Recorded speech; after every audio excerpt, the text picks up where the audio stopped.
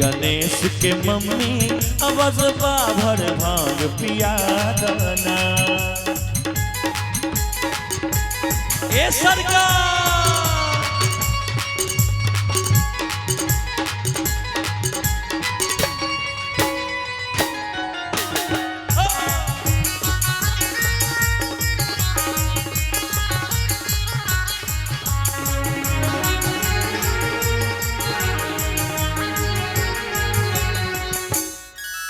अच्छा भंगिया न देबू त गांजा मला नहीं मलब तक का करब जी।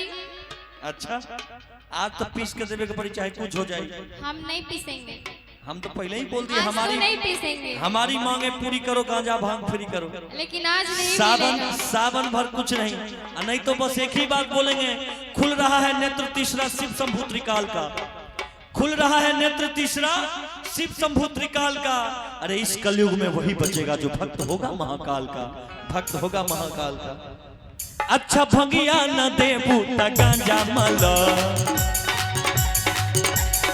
ओ अच्छा भंगिया न देबू त गांजा मला। कम मेहनत के काम भाई जल्दी कलो, खोज कहां चिलम लेके अब